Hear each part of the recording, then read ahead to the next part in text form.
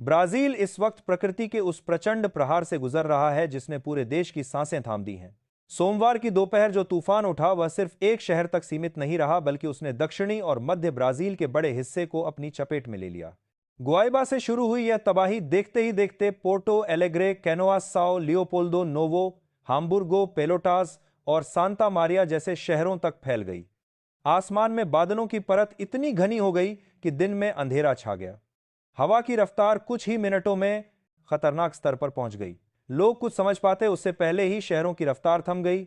गुआइबा में हावन mega store के बाहर खड़ी स्टैच्यू ऑफ लिबर्टी की 24 मीटर ऊंची प्रतिकृति का गिरना सिर्फ एक दृश्य नहीं था, बल्कि इस बात का संकेत था कि तूफान कितना बेरहम था। जिस संरचना को सालों से मजबूती और आधुनिक निर्माण का उदाहरण बताया जाता रहा, वह कुछ सेकंड में धराशायी हो गई। यह घटना कैमरों में कैद हुई और पूरे ब्राजील में डर की लहर दौड़ गई। लोग समझ गए कि यह कोई साधारण मौसम नहीं, बल्कि एक ऐसी आपदा है जो सब कुछ बदल सकती है। लेकिन कहानी सिर्फ यहीं खत्म नहीं होती। पोर्टो एलेग्रे में तेज हवाओं ने ऊंची इमारतों की खिड़कियां तोड़ दी, कई रिहायशी टावरों की छतें उड़ गईं, सड़क पर खड़ी बसें और ट्रक अपनी जगह से हिल गए। एयरपोर्ट पर उड़ानों को रोकना पड़ा क्योंकि रनवे पर मलबा फैल गया था। कई विमानों को दूसरे शहरों की तरफ मोड़ दिया गया, हजारों यात्री फंसे रह गए और एयरपोर्ट के अंदर अफरा तफरी मच गई। कैनोआस और साओ लियोपोल्डो में हालात और ज्यादा खराब हो गए जब तूफान के साथ आई मूसलाधार बारिश ने नदियों को उफान पर ला दिया। गुआइबा नदी का जलस्तर तेजी से बढ़ा और आसपास के इलाकों में पानी घुस गया। घरों में घुटनों तक पानी भर गया। लोग अपने जरूरी सामान तक नहीं बचा पाए। कई परिवारों को आधी रात में अपने घर छोड़कर ऊंची जगहों पर भागना पड़ा। बच्चे, बुजुर्ग और महिलाएं सबसे ज्यादा प्रभावित हुए। नोवो हाम्बुर्गो में औद्योगिक इलाकों को भारी नुकसान पहुंचा। फैक्ट्रियों की टिन की छतें उड़ गईं, मशीनें पानी में डूब गईं, उत्पादन पूरी तरह ठप हो गया। हजारों मजदूरों के सामने रोजी रोटी का संकट खड़ा हो गया। उद्योग संगठनों का कहना है कि इस एक तूफान ने कई महीनों की कमाई खत्म कर दी है और इसका असर ब्राजील की अर्थव्यवस्था पर लंबे समय तक रहेगा। पेलोटास और सांता मारिया जैसे शहरों में खेत तबाह हो गए। तेज बारिश और आंधी ने फसलों को जमीन पर गिरा दिया। सोयाबीन, मक्का और चावल की खेती को भारी नुकसान पहुंचा। किसान सड़कों पर आकर मदद की गुहार लगा रहे हैं। उनका कहना है कि अगर जल्द राहत नहीं मिली तो वे कर्ज में डूब जाएंगे। ब्राजील, जो दुनिया के बड़े कृषि निर्यातकों में से एक है, वहां इस तबाही का असर वैश्विक बाजारों तक महसूस किया जा सकता है। इस तूफान ने बिजली और पानी की व्यवस्था को भी बुरी तरह तोड़ दिया। लाखों लोग अंधेरे में डूब गए। कई इलाकों में 24 से 48 घंटे तक बिजली नहीं आई। मोबाइल नेटवर्क ठप हो गया, इंटरनेट बंद हो गया। लोग अपनों से संपर्क नहीं कर पाए। अस्पतालों में राजी संपर्क आज में कार की बजमी के साथ बना हुआ है। में जनरेटर के सहारे काम चलाया गया। कई जगहों पर ऑक्सीजन सिस्टम तक खतरे में पड़ गया, जिससे मरीजों की जान पर बन आई। सड़कों और पुलों को जो नुकसान हुआ वह ब्राजील के इंफ्रास्ट्रक्चर पर बड़ा सवाल खड़ा करता है। कई हाईवे पर दरारें पड़ गईं, कुछ पुलों को एहतियातन बंद करना पड़ा। ट्रक और मालवाहक गाड़ियां फंस गईं, सप्लाई चेन टूट गई। पेट्रोल, डीजल और जरूरी सामान की किल्लत शुरू हो गई। दुकानों के बाहर लंबी कतारें लग गईं और कई जगह अफरा तफरी की स्थिति बन गई। प्रशासन के लिए यह हालात संभालना किसी जंग से कम नहीं है। राहत और बचाव टीमें लगातार काम कर रही हैं, लेकिन प्रभावित इलाकों का दायरा इतना बड़ा है कि हर जगह एक साथ पहुंचना मुश्किल हो रहा है। हेलीकॉप्टर से निगरानी की जा रही है, नावों से लोगों को निकाला जा रहा है। अस्थायी शिविर बनाए गए हैं, लेकिन वहां भी संसाधनों की कमी सामने आ रही है। विशेषज्ञ साफ कह रहे हैं कि यह तूफान ब्राजील के लिए सिर्फ एक प्राकृतिक आपदा नहीं, बल्कि एक चेतावनी है।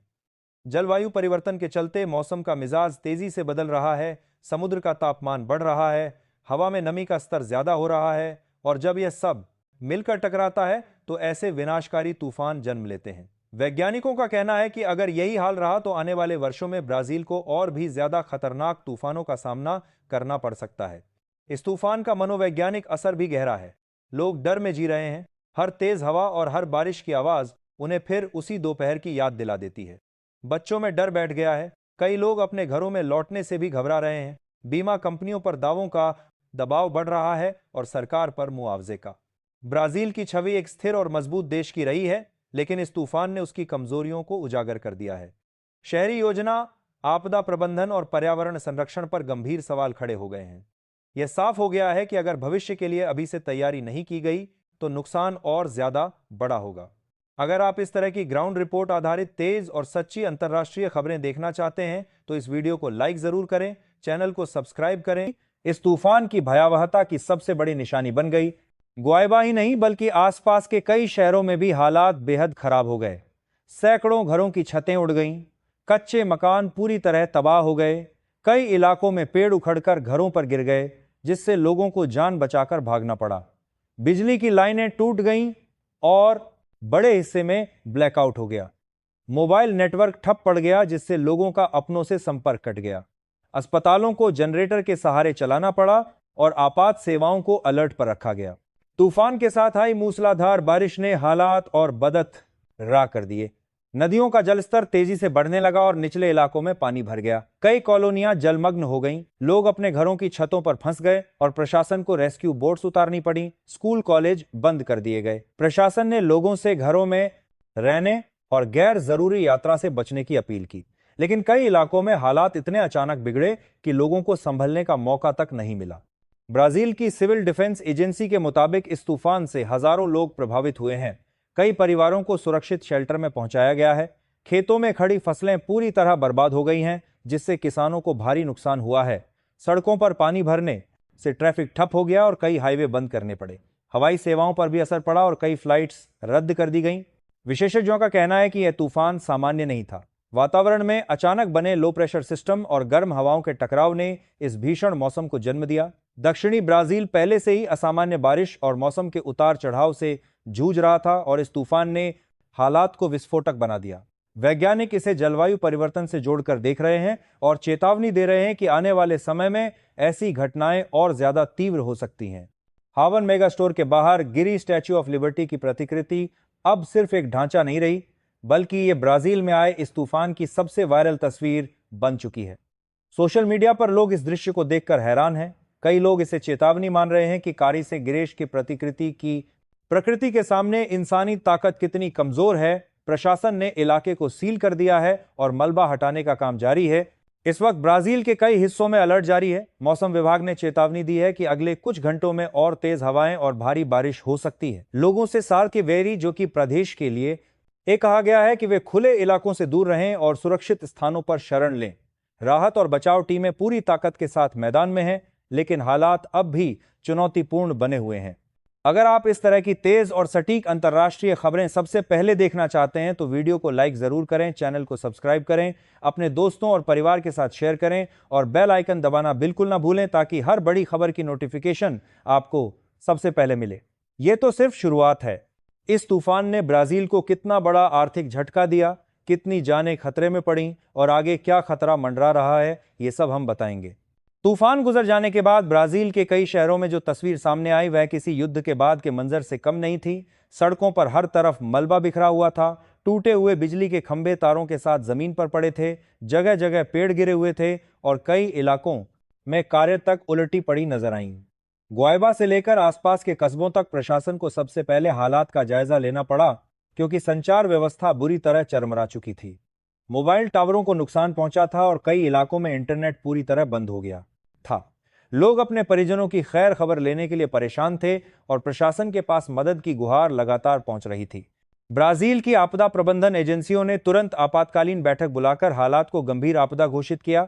राहत और बचाव दलों को उन इलाकों में भेजा गया जहां सबसे ज्यादा नुकसान हुआ था। कई जगहों पर लोग घरों में फंसे हुए थे क्योंकि चारों तरफ पानी भर चुका था। नावों और विशेष वाहनों की मदद से लोगों को सुरक्षित स्थानों पर पहुंचाया गया। बुजुर्गों, बच्चों और बीमार लोगों को प्राथमिकता दी गई। अस्पतालों में इमरजेंसी घोषित कर दी गई और डॉक्टरों की छुट्टियां रद्द कर दी गई, ताकि किसी भी स्थिति से निपटा जा सके।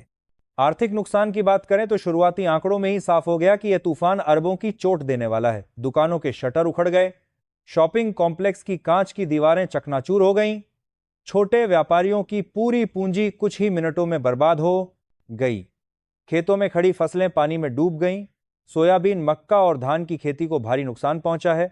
किसान संगठनों ने चेतावनी दी है कि आने वाले महीनों में खाद्य कीमतों पर इसका असर देखने को मिल सकता है। सबसे ज्यादा चिंता की बात यह रही कि कई रिहायशी इलाकों में पानी कई फीट तक भर गया। लोग अपने घर छोड़कर ऊंची जगहों पर शरण लेने को मजबूर हो गए। स्कूलों को अस्थायी राहत शिविरों में बदला गया, जहां खाने पीने और दवाइयों का इंतजाम किया गया। प्रशासन का कहना है कि हजारों लोग फिलहाल बेघर हो चुके हैं और उन्हें लंबे समय तक सहायता की जरूरत पड़ेगी। कई परिवारों ने सब कुछ खो दिया है और उनके पास 2 वक्त की रोटी तक का इंतजाम नहीं बचा। इस तूफान ने ब्राजील के इंफ्रास्ट्रक्चर की कमजोर कड़ियों को भी उजागर कर दिया है। सड़कें कई जगहों पर धंस गईं, पुलों पर यातायात रोकना पड़ा क्योंकि उनकी सुरक्षा पर सवाल खड़े हो गए। बिजली बहाल करने में कई दिन लग सकते हैं, ऐसा अनुमान लगाया जा रहा। पानी की सप्लाई भी प्रभावित हुई है क्योंकि पंपिंग स्टेशन को नुकसान पहुंचा है। प्रशासन ने लोगों से उबला हुआ पानी पीने की अपील की है ताकि बीमारियों से बचा जा सके। गिरी हुई स्टैच्यू ऑफ लिबर्टी की प्रतिकृति अब सिर्फ एक घटना नहीं बल्कि पूरे तूफान की पहचान बन चुकी है। जांच में सामने आया है कि तेज हवाओं के साथ आए दबाव ने उसकी संरचना पर अचानक जोर डाला, जिससे उसका संतुलन बिगड़ गया। हालांकि विशेषज्ञों का कहना है कि किसी भी संरचना को इस तरह के चरम मौसम के लिए तैयार करना अनिवार्य हो गया है। यह घटना एक चेतावनी की तरह देखी जा रही है कि भविष्य में निर्माण और सुरक्षा मानकों को और सख्त करना होगा। मौसम वैज्ञानिक लगातार इस बात पर जोर दे रहे हैं कि दक्षिण अमेरिका में मौसम का मिजाज तेजी से बदल रहा है। पहले जो तूफान कई साल में एक बार आते थे, अब उनकी आवृत्ति बढ़ती जा रही है। भारी बारिश, तेज हवाएं और अचानक बाढ़ अब असामान्य नहीं रही। वैज्ञानिक इसे ग्लोबल वार्मिंग और जलवायु असंतुलन का सीधा नतीजा बता रहे हैं। उनका कहना है कि अगर समय रहते कदम नहीं उठाए गए तो आने वाले वर्षों में ऐसे तूफान और ज्यादा विनाशकारी हो सकते हैं। राजनीतिक स्तर पर भी इस आपदा को लेकर हलचल तेज हो गई है। विपक्ष ने सरकार पर सवाल उठाए हैं कि समय रहते चेतावनी और तैयारी क्यों नहीं की गई। वहीं सरकार का कहना है कि मौसम की तीव्रता उम्मीद से कहीं ज्यादा थी। केंद्र और राज्य सरकारों के बीच समन्वय बढ़ाने की बात कही जा रही है ताकि राहत कार्यों में तेजी लाई जा सके। अंतर्राष्ट्रीय स्तर पर भी कई देशों ने ब्राजील को मदद की पेशकश की है। आम लोगों के लिए यह तूफान सिर्फ एक खबर नहीं बल्कि एक गहरा सदमा है। जिन घरों में कल तक रौनक थी वहां आज सन्नाटा पसरा है। जिन सड़कों पर रोज जिंदगी दौड़ती थी वहां आज मलबा और पानी जमा है। लोग सवाल कर रहे हैं कि क्या आने वाले दिनों में हालात और बिगड़ेंगे। मौसम विभाग की चेतावनी ने डर और बढ़ा दिया है क्योंकि अभी भी कुछ इलाकों में बारिश और तेज हवाओं का खतरा बना हुआ है। ब्राजील के लिए यह वक्त सिर्फ नुकसान गिनने का नहीं बल्कि सबक लेने का भी है। यह तूफान बताता है कि प्रकृति के सामने इंसान कितना असहाय है और कितनी जल्दी सब कुछ बदल सकता है। आने वाले समय में शहरों की योजना, आपदा प्रबंधन और पर्यावरण संतुलन पर गंभीरता से काम करना होगा, वरना ऐसी तबाही बार बार दस्तक देती रहेगी। अगर आपको यह विस्तृत और सटीक अंतर्राष्ट्रीय न्यूज रिपोर्ट पसंद आ रही है तो वीडियो को लाइक जरूर करें, चैनल को सब्सक्राइब करें, अपने दोस्तों के साथ शेयर करें और बेल आइकन दबाएं।